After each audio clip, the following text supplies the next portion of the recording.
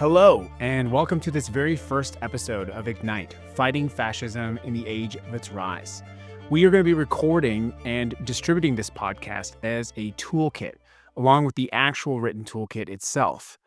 Obviously, things in America are very intense, and I often hear people ask me the question, what can I do to save democracy? Well, with over 20 years of activism fighting exactly in these kinds of spaces, we have built a toolkit, along with our community at our live show called Rebel Radio, to help you do exactly that.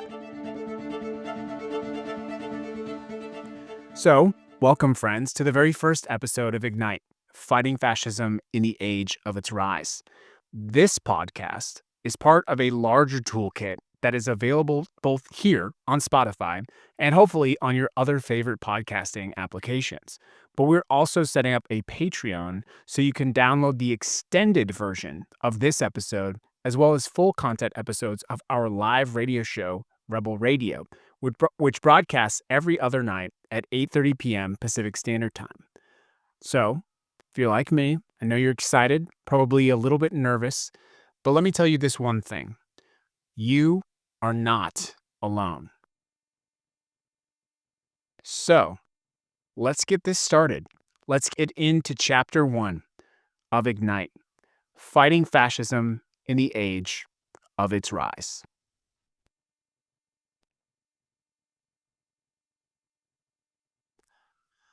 There is much to fear. We live in America in a time of great uncertainty, when, if no one has told you this yet, we are sliding backwards into a form of Christian nationalist fascist presidential dictatorship. Fear abounds and grows in the streets. The journey to this place has encompassed multiple decades and multiple slides from the original promise of the country, the Constitution, and the Gettysburg Address. Friends, there is much to fear in these streets, whether that is far-right groups increasingly close to the federal government or masked men and women stealing people from the literal streets. By the way, men and women whose identity is unknown to us, and who also, incidentally, even now national news coverage in the United States says, who are these people? But that's not it. We also have to fear the constant onslaught and loss of our rights, rights which we thought concrete and certain, rights which we almost certainly thought we would never have taken away from us, but which are eroding in front of us every single day. And we, of course, also have to fear for our friends and family as essential services are taken, diminished, or cut. In many ways, it feels as though generations are being stolen from us, right in front of our very eyes. But I really only fear one thing most of all. It's not a president or a government or a secret police. I fear that I will not finish this book in time. And so, it is with great urgency that I write Ignite, Fighting Fascism in the Age of Its Rise. I have decades of experience as an activist and multiple wins under my belt, but I'm also not perfect, and I want to share with you the lessons I have learned from my imperfections. I want to share with you what I've learned to fundamentally shift and reshape what resistance in America looks like while we still have a chance. When and where I can, I've asked other experts to chime in and give you a practical blueprint of that resistance. But just as quickly as I am writing this guide, you must act. I will give you concrete steps to take, action items, bullet points, challenges, but you have to do them, and you have to do them now. So let us start the blueprint for emergency democracy. This guide is part historical documentation of the fall of democracy in America and part direct action blueprint, a sort of emergency field guide for saving democracy. Now, we traditionally take this approach by dealing with our democracy from the top down, addressing voting, say, for the president, or calling Congress when we're not satisfied with elections. We simply do not have time for this anymore. We have to act from the bottom up. And listen, nothing I tell you in this book or educate you about or encourage you to try is illegal as of the time of this writing, but I cannot promise you that in a year from now or 2 years from now, this government will not try to make forms of resistance or forms of speaking out against the state illegal. And so it is essential that we act quickly to preserve and protect democracy. This will not be an easy fight, and it is unlikely that we will win in the substantive forms that we may have imagined 5 years ago or 10 years ago. At this phase, we are triaging to save what we can. From this blueprint, and from a bottom up reimagining of democracy in America, I believe if enough of us do this, we can fundamentally shape and change this country for the better. But that is not a promise, it is a hope. On Rebel Radio, we have a saying: don't have hope, do hope. So let me ask you a question. Why are you different? Well, if you're listening to this, it's probably because you were one of thousands of people who have asked me the same question. What do I do? People have become disillusioned with politicians and the traditional political structure. Many of you have taken to the streets in resistance, with varying success. Some of you or your friends have even been arrested in attempts to resist fascism and the growth of authoritarianism. The increasing power of our police state is making it difficult to resist. And because of this, most people simply do not. This alone makes you different. This alone makes you special. This alone makes you uniquely patriotic. In November of 2024, after the election and the rise of Donald J. Trump as President of the United States again, I felt increasing despair and the realization that the United States and its previous forms of democracy, which were always under great strain, could essentially collapse. Initially, my plan was to prepare to leave the United States to protect myself, my family, and my belief systems. Yet, because all around me I saw people unwilling to acknowledge what was happening, I chose a different path. I began to create short videos on the app TikTok. The premise of my videos was simple. I wanted to tell the stories of what would happen in America under the fall of democracy. But I also realized simple warnings or lectures were not good enough. So I created vivid fictional narratives about life in America after the fall of democracy. And I called it The Unraveling. Now, my initial video got only hundreds of views, most of whom were just previous friends or people who had followed my TikTok page, which had, by the way, been long dormant from previous political activism. However, someone started what was always key and essential to every movement and every resistance. You know, people often get credit for being the first one to a movement, or the first one to at a protest, or the first one to hold a sign, but that person is not the most essential person. The person that is most essential is the person who follows, the person who says, I've got your back. The person or next person, or the dozens of people who agree to join you in a protest, or the dozens of people who bail you out of jail, these are essential people for our revolution. The first protester is an essential patriot, but the first follower is the key to our essential movement. And so, after I posted that first TikTok video on The Unraveling, chronicling the future of life after the fall of democracy, an essential and important thing happened.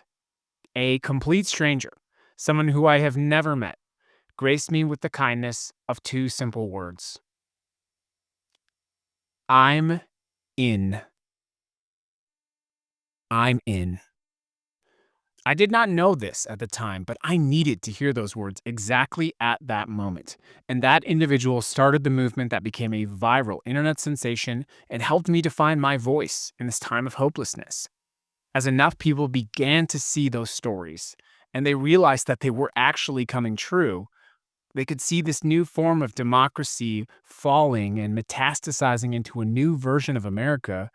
I was finally able to begin to leverage that platform from The Unraveling to build on decades of previous civil engagement and activism. Yet, I always got the same question. What do I do? How do we stop this? And so, I built this for you to help guide you through this time of great uncertainty.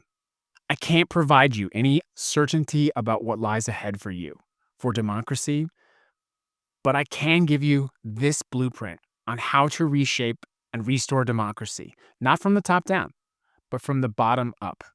These lessons, they are essential, and you must exercise and practice them, or they will fail. And even though some of them are uncomfortable, I assume, well, for most of us, you have to bring others on board. This is how we ignite. This is how we save democracy. So, when someone challenged me to make a blueprint on how to do all of this, all I had to say was, I'm in. This is your invitation to resist. This is your call to action. The time for waiting is over. The time for building is now. For listening to the first episode of Ignite, Fighting Fascism in the Age of Its Rise. Please stay tuned now for a very special second edition, the extended edition, which is available typically to subscribers on Patreon, but which I want you to have today at no charge. So please stay tuned and enjoy the extended session.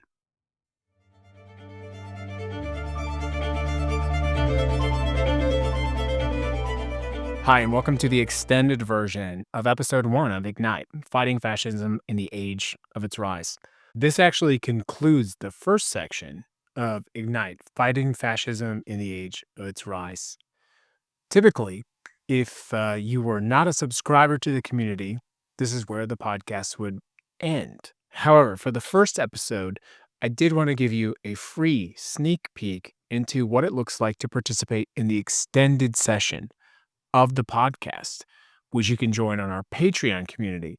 By joining on Patreon, you have access to a few exclusive benefits. Number one, you're participating in supporting this crucial work that we're doing.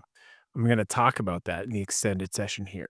The second is, if you're part of our Rebel Radio community, you can actually download the last 2 episodes of Rebel Radio because a lot of people want to participate, but I know that the show does run a little bit late. So you can download the last 2 episodes for a small fee to participate in the work that we're doing. So for the first episode and this first episode only, we're going to include the extended session totally for free. So enjoy that, see the extended benefit, but the one thing you're not going to get is those free downloads of Rebel Radio. All this is to say, I'm going to do my best to provide you with the essential tools at no charge because I believe in saving democracy. If you believe in the work I'm doing, I'm going to make the ask right now. Support the work that I'm doing. Subscribe and commit and help us grow this community. First of all, I want to say thank you. If you're listening to this portion of the podcast, it means that you're a member of the extended community. And that means that you've not only invested your time, energy, and efforts, you've also invested just a little bit of your own money in order to continue this resistance effort and fight. I take that very seriously, and is personally quite hard for me to do things like ask people to contribute to the work that I'm creating. So my first extended episode session is just to level with you, to be very honest with you, that's very challenging for me. I'm sitting here on August 20th, Wednesday, August 20th. I had to take the entire day off just to clear my mental headspace, my own individual space, and that was very challenging for me. As someone who is autistic, I have a very set routine, and simply taking the entire day off from work to be able to do this was itself disruptive. But it was really the only way I could give you the fair and honest attention that is necessary to be able to provide and fully immerse myself in this work. All that is to say, it was uncomfortable for me, but that is really the point. We have to start getting uncomfortable now, today. The greatest sense of urgency that I would ask you to take from episode 1 of Ignite, Fighting Fascism in the Age of Its Rise, is that we are simply out of time. Mere moments before we recorded today's episode, it was announced that Texas has passed its efforts to redistrict the state and essentially give 5 more congressional seats, ostensibly to the Republican Party. The actions that preceded this, however, were absolutely devastating in the sweep of authoritarianism in the United States of America. Representative Nicole Colliers, if you're listening to this in the future, was prevented from leaving the Texas House because she refused to sign a permission slip, a piece of paper granting permission to be monitored around the clock by state police.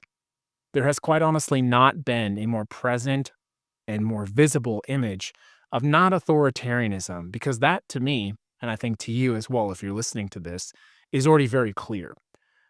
What is now clear is actually relevant to what we talked about in chapter 1, the first follower. We now have, as of today, August 20th, this is a historic day. We have the first followers of fascism. And yes, I understand that there are plenty of people who support this administration and what they're trying to do, but it has officially moved itself into the last mechanism of defense that we have as citizens, which is into our state voting apparatus. Today, the first follower of fascism has found its way into the House in Texas. This is in spite of national outcry and significant outrage, and indeed, literally, possibly illegally imprisoning a woman in the Texas State House. I cannot underscore how unnerving I find this particular interaction, or how disturbed I am that her fellow Democrats simply chose to walk out the door willingly, surrendering their own free will to the whims of fascism. For what? Individual temporary comfort? The idea that they would get to go home to their loved ones, their friends and family? I would, if I could, challenge each one of them that relief was only a temporary relief, because the day that they will come from them to take them from their families has only been pushed further down the road. Leaving today, on this day, to leave Representative Colliers by herself was not a win, and it was not a bid at safety. It was an extension, a forgiveness, and a remittance to fascism. On this Wednesday, if I'm being honest with you, my sense of hope has been dampened just a little bit more than it might have been. But I do find some inspiration in knowing that it happened on this day, the day that I chose, along with all of you, to sit in front of this machine and to push myself to do something uncomfortable, to record a podcast to show you how we beat this thing. So I hope as you're listening to this, you remember where you were on that day, August 20th.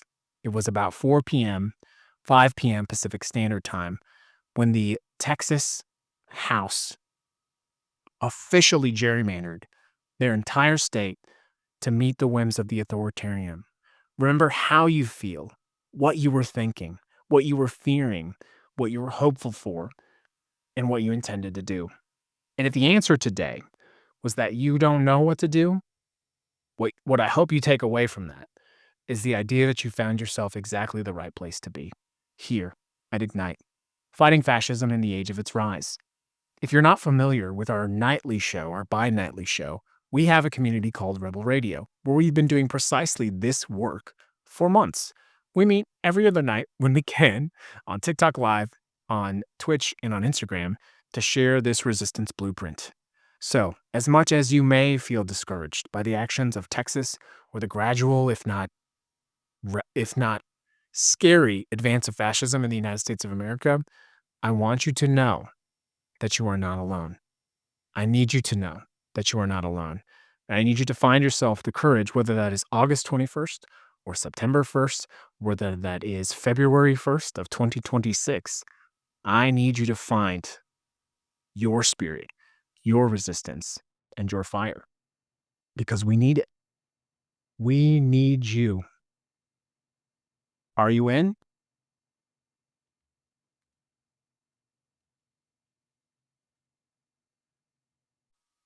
I'm silently guessing and hoping and praying in my head that you said yes.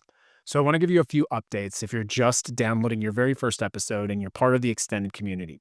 Number one, if for some reason you can't make it to Rebel Radio, as part of being in the extended community, you have the access to fully downloading the episodes of the previous night's Rebel Radio. You can do this by being part of the Patreon community. The intention there is to give you toolkits if you can't make the show. Having said that, I don't want you to miss the opportunity to be on the live show. I don't want you to use the fact that you can download the previous version of the show to prevent you from finding the time, even though I know it's late, to show up. Because it is the magic of our community's response, the connection that we make with each other, that allows us to do exactly what we're doing right now. I want you to have the toolkit. I want you to use the toolkit, especially when you can't make it. But I want you to find the strength, energy, and effort to make it every single time that you can. The first and most valuable lesson of chapter 1 here is we have to do it scared, we have to do it tired, and we have to do it even though we don't want to. Having said that, we very carefully vet people who do participate in the extended version of this episode and podcast. So if you're listening to this, it means that you made it past that first part, which is really, really important. In the live chat of the recording of this episode, someone jokingly said no feds. And I think that's an important thing to talk about because I've seen a lot of resistance communities trying to bubble up across the country right now. And what I inevitably see is I see people sort of afraid of the government right now. And so they're afraid to do things like protest or join a resistance group because they think it's a Fed. And, like that's a very valid concern to have. One of the tools that the authoritarian gets to wield without anybody asking them to is fear. They get to make you feel afraid. It costs them nothing other than that little space in your head. And so, what you might not be able to see by listening to this podcast or by reading the material that we provided is the community that we've built on the back end. And what I would say to you is one simple thing. The type of people who support authoritarianism, especially this American version of authoritarianism in 2025, they are not the kind of people who give deference to the kindness of others and who willingly invest in caring for others. In other words, they're in it for themselves. If you're part of this community, I think that says enough about who you are, even though it's difficult to find the space, the place, and the effort to care for those other people. What I mean to say by this is it is natural and appropriate to not trust people right now. We live in a time when most of us feel, if you're logical, that you can't trust the government. And a basic ask of being a citizen of a country should be that you trust your government. That sort of fundamental rattling of your individual system of support, your individual sense of psychological safety is incredibly jarring. And if no one has made this connection for you yet, it is the reason that people are putting their heads down and they are pretending that this isn't happening. It's that exact reason. We are raised to anchor ourselves to psychological safety. And one of the tenets, the pillars, the core foundations of psychological safety is the idea, if you're fortunate enough to live in a quote, first world country, that you have a government that is functioning in your best interest. It is quite clear to anyone with critical thinking skills, that that is simply not the case in America. And it's not as much left versus right. If you really challenge yourself to see and understand what's happening in this country, it is the people who have access to everything trying to take what very little the rest of us have left.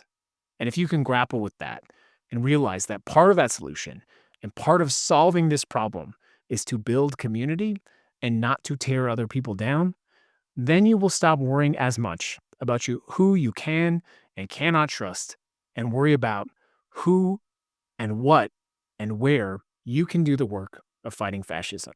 So, it's okay if you don't trust me right now.